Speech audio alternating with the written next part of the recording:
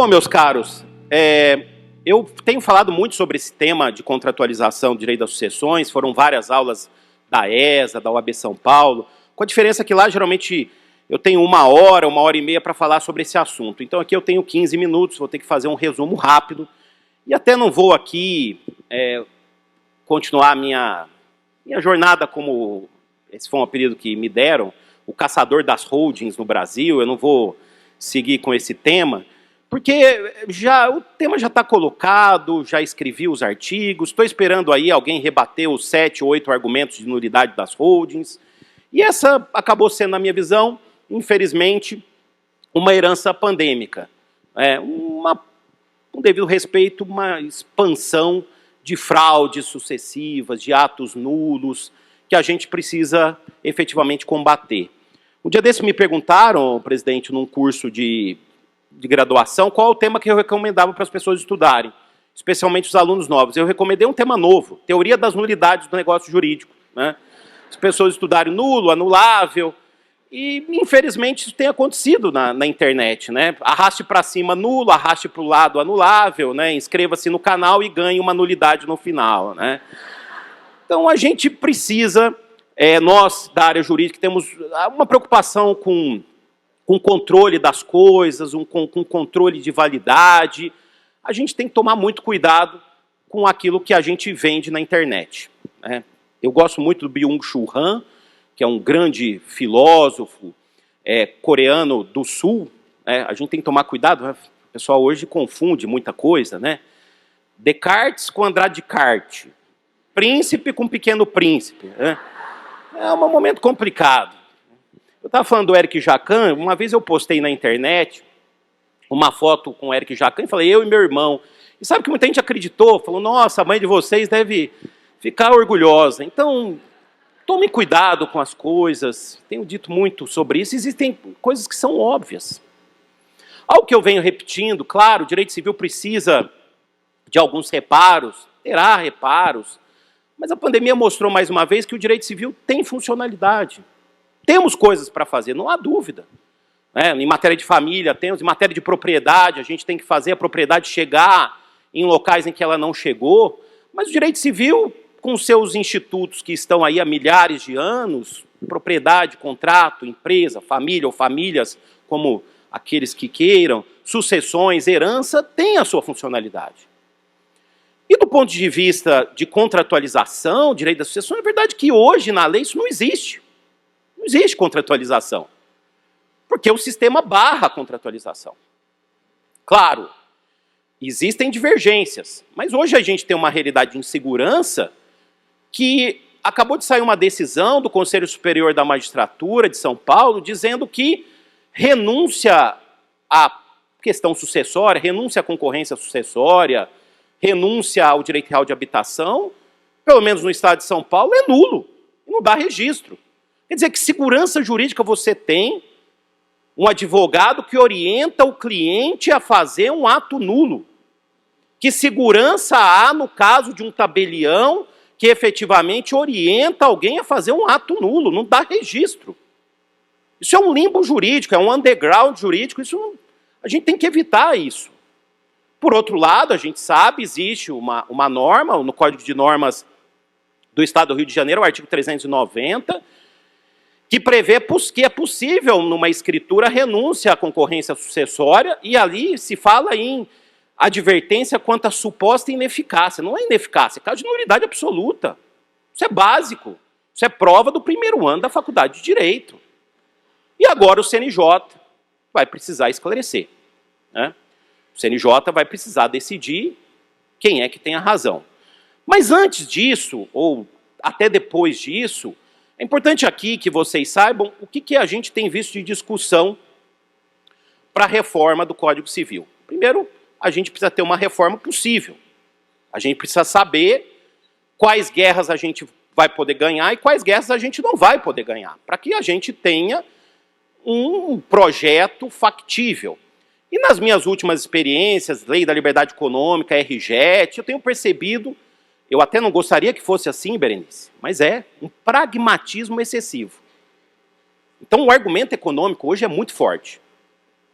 O argumento econômico hoje de circulação das coisas, de realização de negócios, de investimentos, isso é muito forte hoje. Isso não é só no Brasil, é no mundo, claro.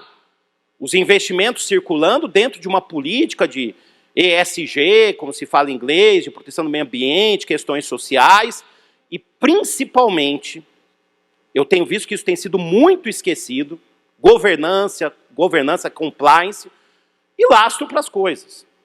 Isso tem sido esquecido. Eu tenho visto muito apego ao S de social e um pouco apego ao G. Essa é outra herança pandêmica. Parece que o nível ético depois da pandemia diminuiu, quando deveria ser o contrário. E a loucura aumentou, sem dúvida nenhuma, a loucura aumentou. Presidente, às vezes eu tenho vontade de pegar um caminhão da Sucan, aquele que joga fumaça, colocar um lote de Rivotril e sair espalhando isso pelos lugares. Porque o grau de loucura, e a gente precisa tomar conta com as loucuras. Tanto de um lado quanto do outro. A gente não está em Walt Disney e nem em Delaware. A gente tem um sistema que funcionou, pelo menos tem funcionado. Claro, temos problemas a corrigir. Então, eu quero dizer para vocês que uma das premissas que eu tenho visto em todas as comissões é a gente destravar o máximo possível o direito civil. Diminuir os entraves. Por exemplo, não há nenhum sentido hoje, isso tem relação total com o tema, a gente ter aquela regra que proíbe que marido e mulher casados por comunhão universal e separação obrigatória não possam constituir sociedade, que é o artigo 977 do Código. Essa norma já era para ter sido revogada. Não há sentido hoje, com devido respeito, e os julgadores que fazem parte, só causa problema manter regime de separação obrigatória. Se a gente pensar, nos últimos 20 anos, os principais debates de matéria patrimonial foram de regime de separação obrigatória. Isso é unânime na comissão. Acabar com o regime de separação obrigatória de bens. Acabar com o regime de separação obrigatória, acabar com condição suspensiva de casamento, tem menor razão. Talvez até acabar com a outorga do cônjuge, porque hoje, eu também, né, mais uma função que a gente não é remunerado, né, só para arrumar inimigos, né, inimigos, inimigas e inimigues, todos. Né. Então, para isso, é impressionante. Poxa, eu falei tanta coisa técnica, vocês foram bater palma justo para isso, mas tudo bem. A técnica está complicada. Percebeu nessa aula, mão? Hoje eu tenho uma atuação no Conselho Consultivo do ONR e a gente, que é o Operador Nacional de Registros Públicos Eletrônicos, eu recebi ontem a prévia do SERP, o site do SERP, que é o Sistema Eletrônico de Registros Públicos que está na lei do SERP. Eu quero fazer uma nota rápida, porque quem colocou a possibilidade de você registrar no livro E a união estável não foi do CNJ, foi a lei do SERP. Por quê? Porque eu fui convencido disso. Isso também tem relação com o tema de contratualização. A gente fala muito em boutique jurídica na Mesopotâmia paulistana. Vocês conhecem a Mesopotâmia paulistana? É entre o rio Tietê e Pinheiros. Né? Ali tem uma bolha, né, que não acontece em nenhum outro lugar do mundo. Só lá. Né? Que as pessoas têm união estável porque é bonito, é descolado, por exercício da liberdade, faz sucesso na Vila Madalena, por isso. Mas não é, pessoal. Sabe por que as pessoas muitas vezes têm união estável no Brasil? Porque não tem dinheiro para pagar o ônibus para ir no cartório para fazer habilitação de casamento. Senhores, mais da metade da população está com o nome no Serasa. Eu nem sei para que existe mais Serasa, todo mundo está com o nome inscrito. E se a pessoa tiver o dinheiro sobrando, ela vai fazer festa. Ela não vai gastar R$600 ou R$500 com uma escritura pública. Então, o tempo passa e essa pessoa precisa, porque começa a comprar as coisas, regularizar a união estável, as pessoas começam a cobrar isso. Tem que ser no cartório mais barato, mais próximo e, se possível, de graça. E, para mim, essa união estável, ela é 100% casamento. Porque você registra no mesmo cartório. É só o livro diferente. Um é no livro B, outro é no livro E. Em breve não vai ter nem livro, porque vai ser tudo na internet. Não vai ter mais habilitação de casamento, proclamas, nada disso. Isso aí é do século retrasado. E o terceiro de boa-fé? Obrigado, agora uma coisa técnica. E o direito do terceiro de boa-fé? O direito do terceiro de boa-fé no Brasil já é protegido. A simulação não ganha de direito terceiro de boa-fé hoje no sistema. Porque tem prevalecido na nossa jurisprudência a circulação das coisas.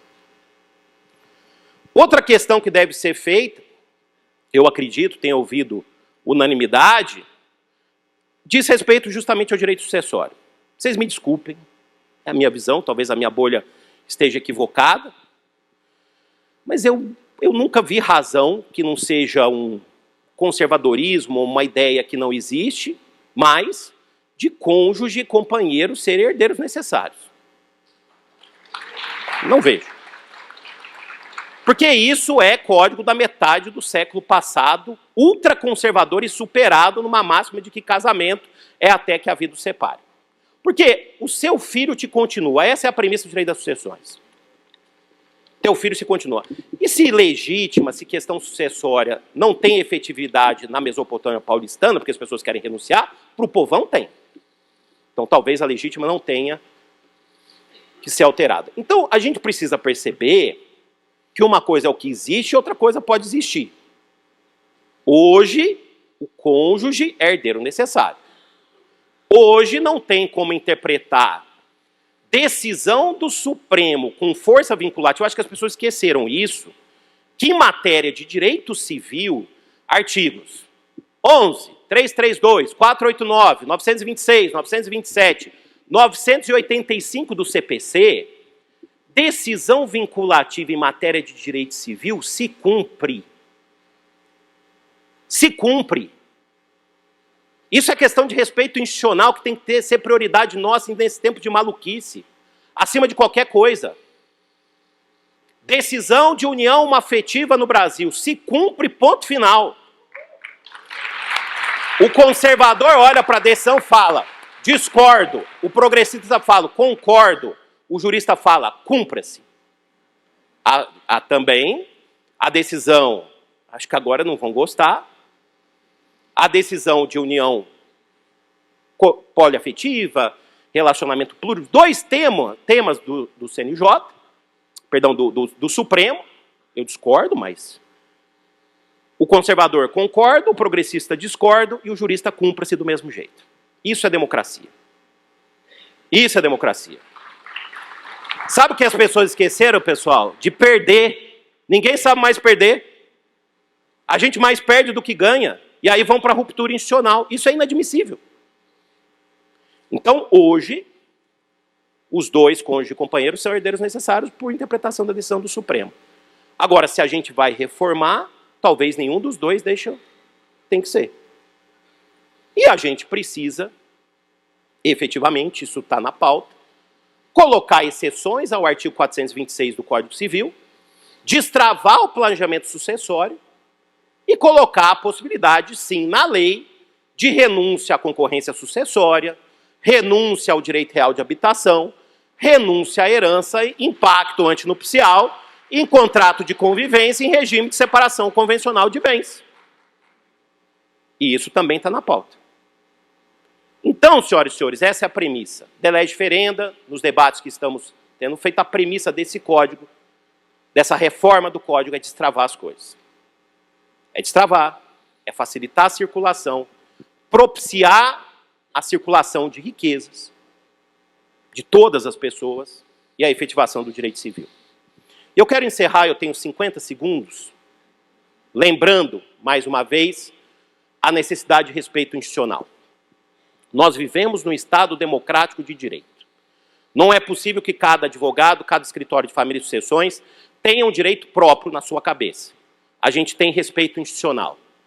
E aí eu tenho dito, se você não gosta, não concorda com lei, jurisprudência do Supremo, do STJ, é melhor você mudar de profissão, ir para outra área. Vai fazer beach tênis, que está na moda. Mas talvez o direito não seja a sua área. Aqui não, aqui é Estado democrático de direito e respeita a legalidade e aquilo que é muito caro a nós. Muito obrigado.